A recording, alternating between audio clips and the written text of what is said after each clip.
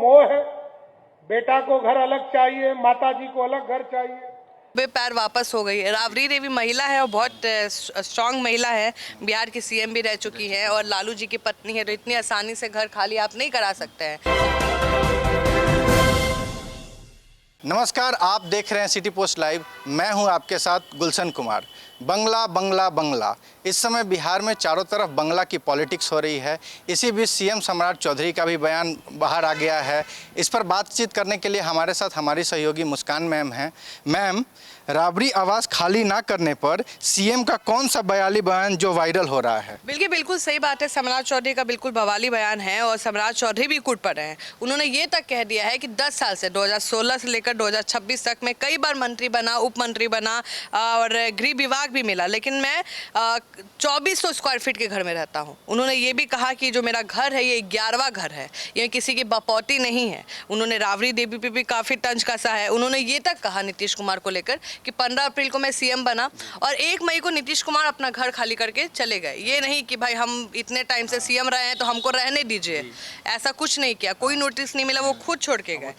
बिल्कुल सम्राट चौधरी ने कहा कि मेरा 11वां घर है और ये हम यहाँ पे जनता की सेवा करने आए हैं, लेकिन यहाँ पे कुछ लोगों को बेटा के लिए अलग बंगला चाहिए, अपने लिए अलग बंगला चाहिए। तो कहीं ना कहीं ये जो बयान है सम्राट चौधरी का वायरल हो रहा है और क्यों ना हम अपने दर्शकों को भी वो सुना दें।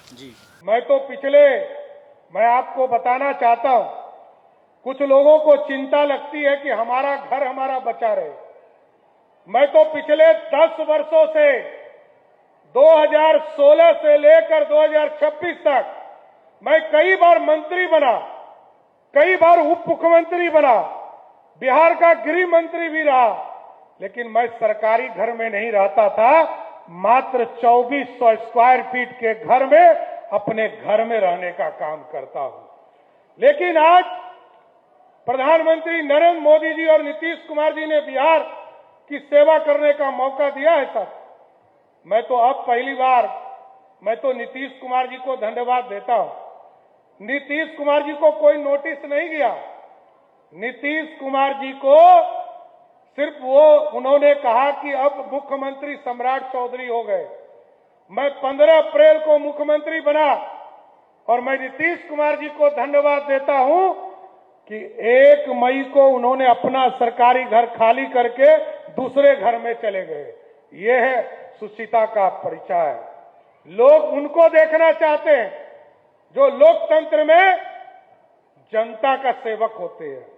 मैं तो जब मुख्यमंत्री आवास में गया तो मैंने पहले दिन कहा कि ये मुख्यमंत्री का आवास जरूर है, लेकिन आप ये बाहर में लिखवा दीजिए, ये लोक सेवक का आवास है, ये आम जनता के कल्याण के लिए सेवा करने का माध्यम है। यहां किसी का बपौती नहीं हो सकता।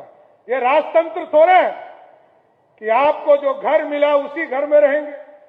मैं तो बता देता हूं, मेरे पिताजी को छोड़ दीजिए। मैं 1999 में आया सरकार में मंत्री के तौर पर।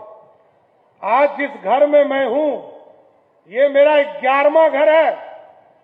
मैं मात्र 3 घर में मैं स्वयं रहा और सभी घरों में सिर्फ मैंने कार्यालय चलाने का काम किया। कुछ लोगों को मोह है, बेटा को घर अलग चाहिए, माता जी को अलग घर चाहिए और जनता को छोड़ दीजिए। क्या आवास का मोह सिर्फ राबड़ी देवी को हो रहा है? नहीं, ऐसा बिल्कुल नहीं है कि राबड़ी देवी को ही आवास का मोह है। जीतनराम मांझी भी जब इस्तीफा दिए थे तो आपको बता दें कि नीतीश कुमार सीएम बने थे, उन्हीं की वजह से मांझी जी बने थे।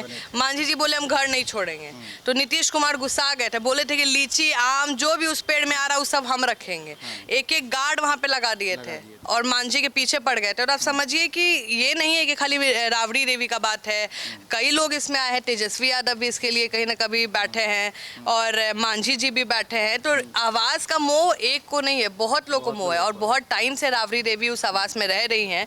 तो ऐसा नहीं है, देखिए घर कहीं ना कहीं बहुत प्यारा लगता है। अगर आप 5 साल किसी घर में रहिएगा ना, बिल्कुल तो लगाव रह जाता है। तो कहीं ना कहीं राबड़ी देवी अभी छोड़ने के मूड में है नहीं।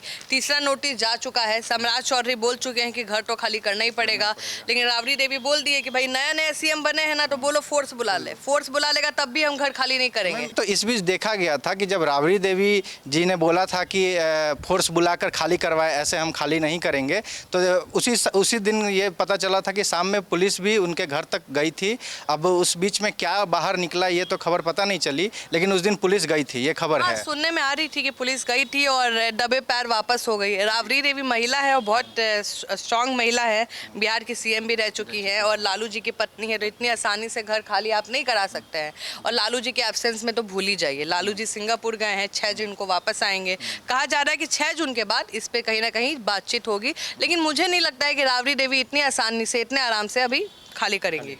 जी तो मैम क्या सम्राट चौधरी की सरकार राबड़ी आवास खाली करवा पाएगी? इतना आसान नहीं है। देखिए, सम्राट चौधरी और नीतीश कुमार में बहुत फ़र्क है। नीतीश कुमार कभी भी इतना फोर्सफुल नहीं किए हैं और ज़्यादा इसमें नहीं गए हैं, लेकिन कहीं ना कहीं सम्राट चौधरी थोड़ा अलग टाइप के नेता हैं। बीजेपी कहीं ना कहीं बड़े भाई की भूमिका में है और कहीं ना कहीं लग रहा है जो तल्ख तेवर दिखा रहे सम्राट चौधरी, उससे लग रहा है कि खाली करवाने के पीछे है।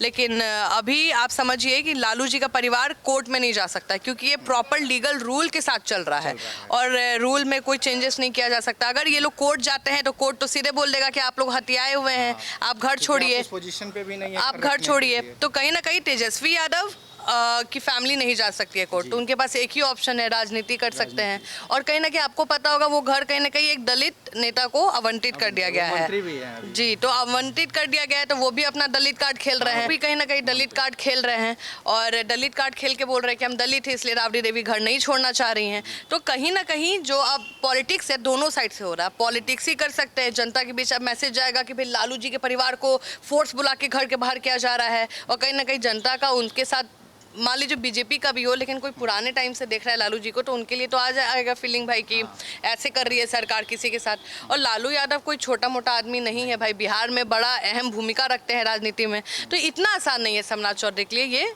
आवाज़ खाली करवाना।